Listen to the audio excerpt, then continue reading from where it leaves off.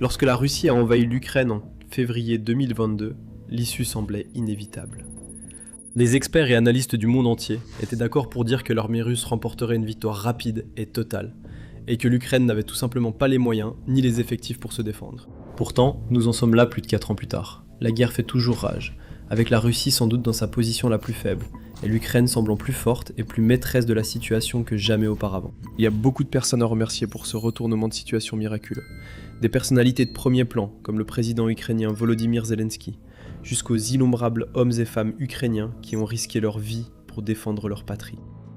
Mais un homme en particulier a peut-être joué le rôle le plus crucial, réécrivant littéralement les règles de la guerre pour changer complètement le cours du conflit et renverser massivement la dynamique en faveur de l'Ukraine.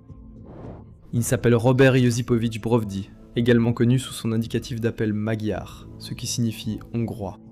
Héros de l'Ukraine et commandant des forces des systèmes sans pilote, Brovdi est le visage de la révolution des drones en Ukraine.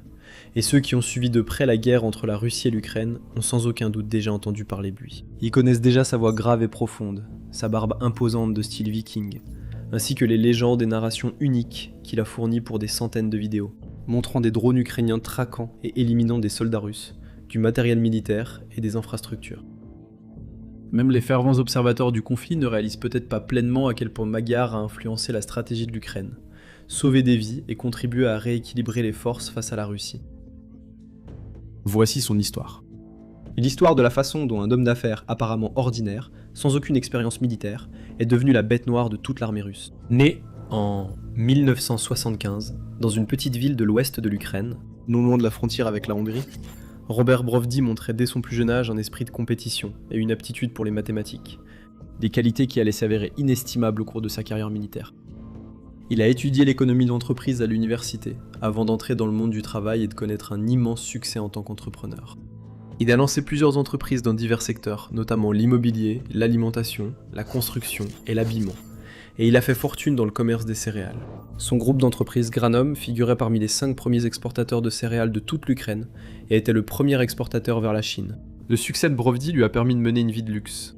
Il a parcouru le monde, a vécu plusieurs années dans des endroits comme la Chine, Hong Kong et Singapour, a amassé une impressionnante collection d'art et a même fondé sa propre fondation artistique pour promouvoir la créativité de ses compatriotes. Il s'était hissé à une position de pouvoir et possédait plus qu'assez de richesses pour faire pratiquement tout ce qu'il voulait. Donc lorsque le conflit a éclaté en 2022, il n'aurait pas été du tout surprenant de voir un homme comme Brovdi simplement fuir le pays. Après tout, il avait une femme et 2 fils dont il devait s'occuper, et il aurait donc pu très facilement choisir de commencer une nouvelle vie ailleurs, loin des horreurs de la guerre. Mais ce n'est pas ce qui s'est passé. Brovdi n'a pas fui, il a riposté. En effet, 3 semaines avant le début officiel de l'invasion, Brovdi, comme beaucoup de ses compatriotes ukrainiens, avait le pressentiment que la guerre était imminente. Il a donc décidé de jouer son rôle dans la défense de son pays. Il s'est engagé dans les forces de défense territoriale et a appris quelques compétences militaires de base, comme creuser des tranchées et manier des fusils. C'est à ce moment-là qu'il a choisi son nom de code, Magyar, un clin d'œil à ses racines hongroises. Lorsque le conflit a commencé, il a d'abord participé à l'évacuation de plusieurs banlieues de Kiev, avec de nombreuses autres personnes qui n'avaient que peu ou pas d'expérience militaire. Il a ensuite été envoyé au sud, sur les lignes de front de Kherson. Là, il a été témoin de toute la férocité de l'armée russe. L'ennemi bombardait les positions ukrainiennes avec des mortiers, des chars, des roquettes et de l'artillerie. Et l'unité de Brovdi n'a jamais pu riposter, car il ne pouvait tout simplement pas savoir d'où les Russes tiraient. Les jours sont devenus des semaines, alors que Brovdi et ses camarades enduraient simplement l'assaut de l'ennemi, incapables même de repérer un seul soldat, encore moins de les éliminer. Confrontés à cette situation apparemment impossible, beaucoup de gens auraient simplement abandonné. Ils auraient pu fuir les lignes de front pour rester en vie, ou attendre d'accepter leur sort inévitable. Mais pas Brovdi. Sur le champ de bataille, l'information, c'est le pouvoir. Mais une bataille reste invisible.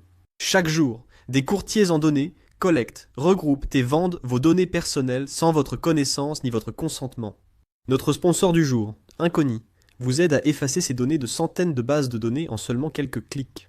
Vos données personnelles et familiales, comme adresse et téléphone, pourraient être en ligne sans que vous le sachiez. Cela peut entraîner des appels indésirables, des arnaques et des vols d'identité. C'est dangereux pour vous et votre famille. C'est pourquoi j'utilise Inconi. Inconi trouve automatiquement où vos informations personnelles sont exposées et envoie des demandes de suppression en votre nom. Ils ne peuvent pas vous nuire s'ils ne peuvent pas vous trouver. Et avec le forfait illimité, vous pouvez aller encore plus loin. Collez simplement le lien d'un site exposant vos données. Et les experts en confidentialité d'Incogni prendront en charge les suppressions personnalisées. Commencer ne prend que quelques minutes, et après une autorisation unique, Incogni s'occupe du plus gros du travail pour vous. Reprenez le contrôle de votre vie privée dès aujourd'hui. Utilisez notre code spécial pour obtenir 60% de réduction sur n'importe quel abonnement annuel Incogni. Scannez le code QR ou cliquez sur le lien ci-dessous et commencez à supprimer vos informations personnelles du web. Vous savez déjà que l'information, c'est le pouvoir. Utilisez maintenant ce pouvoir pour vous protéger et reprendre le contrôle de votre vie privée avec Incogni. Face à un défi, il n'était pas du genre à simplement reculer. C'était un homme qui avait passé toute sa vie à résoudre des problèmes, et il était sur le point de résoudre celui-ci aussi. Il a compris que tout problème se résumait à la visibilité. Cloué au sol par le feu ennemi, son unité était tout simplement incapable de scruter les environs et de comprendre la configuration du terrain. Mais que se passerait-il s'il pouvait avoir des yeux dans le ciel, repérer les positions ennemies depuis les airs, puis transmettre ces informations aux unités environnantes pour les aider à riposter contre les Russes? Et tout ce dont ils avaient besoin, c'était d'un appareil simple, un appareil que Brovdi connaissait très bien. Pendant sa période de globetrotter international, il achetait souvent des gadgets dans les différents pays qu'il visitait pour les ramener à ses enfants. Ces gadgets comprenaient des drones, grand public.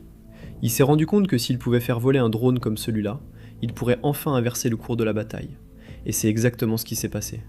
Brovdi a réussi à se procurer un drone simple et bon marché, et l'a utilisé pour guider les frappes d'artillerie contre les positions russes. Cela semblait être une percée, une tactique révolutionnaire, qui pourrait avoir des implications beaucoup plus larges pour l'ensemble de la guerre. Mais tout le monde ne le voyait pas de cette façon. Brovdi a révélé lors d'entretiens que de nombreux officiers de l'armée ukrainienne à l'époque suivaient ce qu'il appelle une façon de penser à l'ancienne. Ils faisaient les choses à l'ancienne et n'avaient pas beaucoup confiance dans les technologies modernes. Ainsi, même après avoir constaté les résultats de l'idée de Brovdi, ils ne pensaient pas qu'il valait la peine d'investir plus de temps, d'argent ou de ressources dans ce concept. Heureusement, Brovdi n'était pas du même avis.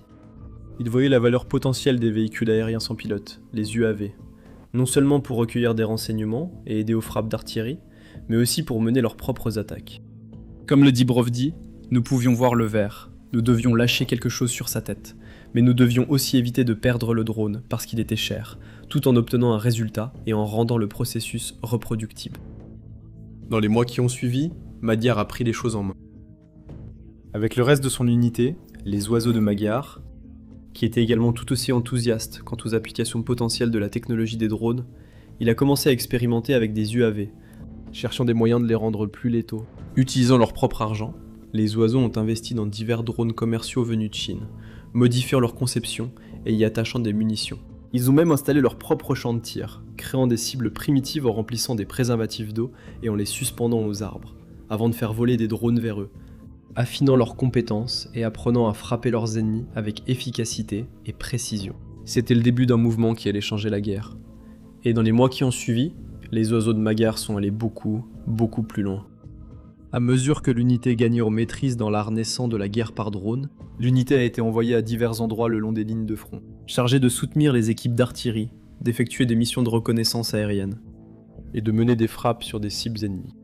Au fil des mois, la réputation de Magyar ne cessait de grandir. Son unité est devenue emblématique, une source d'inspiration pour l'ensemble de l'armée ukrainienne, alors que les rapports affluaient sans cesse au sujet des oiseaux.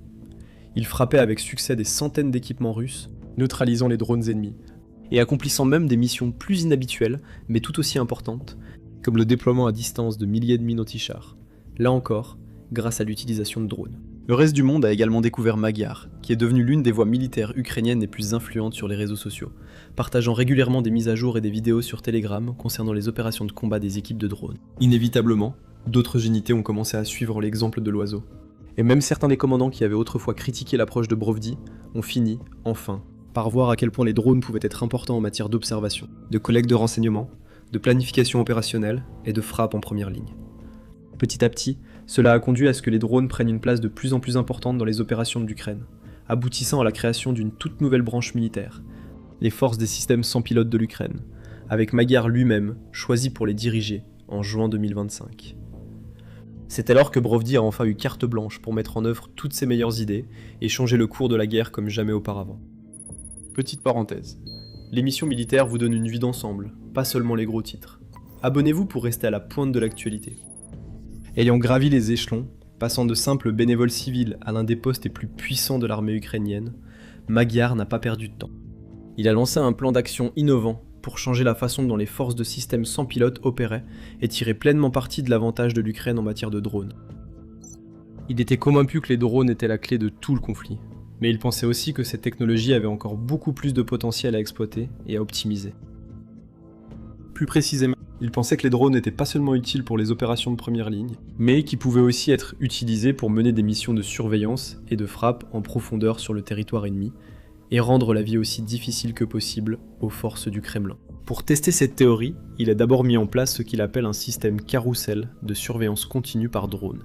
Essentiellement, cela consistait à maintenir des drones dans les airs en permanence, plutôt que de simplement effectuer des sorties de temps en temps. Lorsqu'un drone atterrit, un autre décolle pour le remplacer, afin que l'Ukraine ait toujours des yeux dans le ciel. Aucun angle mort, aucun temps mort, juste un flux continu de renseignements sur les mouvements et les positions de l'ennemi. Cela permet à l'Ukraine de planifier ses prochaines étapes, d'identifier ses cibles, de comprendre la logistique des Russes et de prévoir également leurs mouvements. Comme le note Magyar, nous avions une image ininterrompue de tout secteur. Nous comprenions parfaitement la situation actuelle.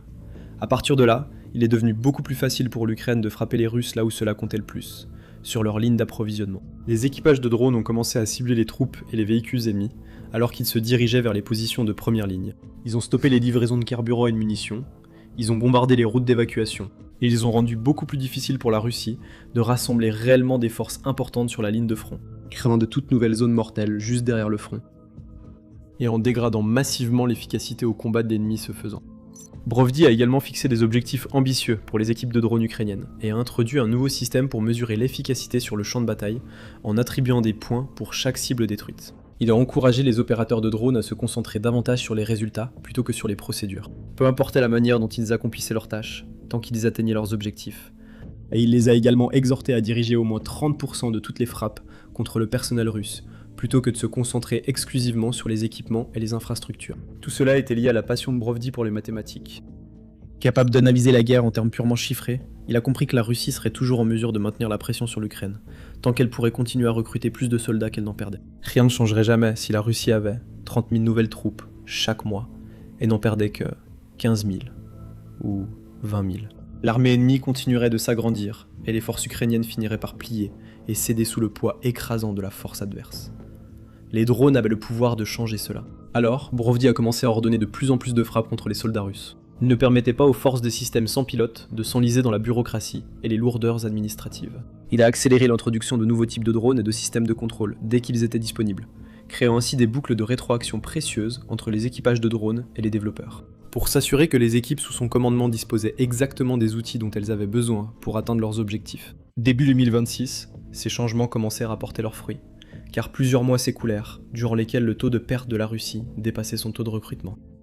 Et Brovdi ne s'est pas arrêté là. À mesure que la technologie des drones s'améliorait, et que les drones pouvaient voler plus loin et plus vite, il a jeté les bases de ce qui allait devenir deux des stratégies les plus importantes de l'Ukraine. La campagne de frappe en profondeur, qui a débuté en 2024, et implique des attaques de drones à longue portée contre des cibles situées au cœur même de la Russie, comme des raffineries de pétrole et des bases militaires. Et la campagne de frappe intermédiaire, qui a commencé en avril 2026, dans le but de provoquer un effondrement logistique massif dans les territoires occupés de l'Ukraine. C'était peut-être le plus grand et le plus important tournant de toute la guerre. Avant les changements de Brovdi, les drones étaient presque exclusivement utilisés sur et autour des lignes de front, pour défendre les tranchées et organiser des attaques. Désormais, cependant, ils sont régulièrement utilisés pour des frappes à des centaines, voire des milliers de kilomètres au-delà du front. C'est grâce à cet homme que l'Ukraine a mené plus de 300 frappes réussies contre des installations pétrolières russes, provoquant d'immenses incendies et explosions dans les raffineries à travers le pays. Bien que la capacité de production pétrolière principale de la Russie reste en grande partie intacte, ces attaques ont gravement endommagé des installations clés et réduit temporairement sa capacité de raffinage d'environ 10 à 20%. C'est grâce à lui que le secteur énergétique russe, pilier de son économie et principale source de financement de la guerre, est dans son état le plus faible depuis l'effondrement de l'Union soviétique. Et c'est à cause de Robert Brovdi que le feu et la fureur de la guerre sont arrivés jusqu'en Russie. En fait, c'était l'une de ses principales motivations lorsqu'il a planifié la campagne au départ. Il admet ouvertement qu'il voulait que le peuple russe vive le même genre de choses que leurs voisins ukrainiens. Il voulait qu'ils soient réveillés de leur sommeil par le son des sirènes d'alerte aérienne, qui voient des flammes et de la fumée s'élever au-dessus de leur ville, qu'ils subissent les conséquences des pénuries de carburant, des vols annulés, et l'incertitude de ne jamais savoir quand et où la prochaine attaque pourrait avoir lieu. Il voulait briser l'illusion que la guerre ne se déroulait qu'en Ukraine et ne touchait que les Ukrainiens, et il a réussi. Désormais, les Russes qui ont passé des années isolés des horreurs du front voient leur ville et villages se transformer en champs de bataille. Ils entendent le bourdonnement des drones ukrainiens au-dessus de leur maison. Ils sont témoins des incendies et des explosions, et ressentent au moins une petite part de la terreur et de la panique que le peuple ukrainien a dû endurer tout ce temps. Petit à petit, cela laisse des traces. Le moral des Russes baisse de jour en jour. La popularité de Poutine atteint des niveaux historiquement bas. De plus en plus de personnes souhaitent que la guerre prenne fin, afin qu'un semblant de normalité revienne dans leur vie. Et littéralement des millions de Russes connaissent désormais quelqu'un, un mari, un fils, un frère ou un ami, qui est soit mort, soit blessé à la guerre. Beaucoup de ces pertes ont été causées, directement ou indirectement, par les mêmes équipes de drones sous le commandement de Brovdi. Et les morts continueront de s'accumuler jusqu'à la fin du conflit.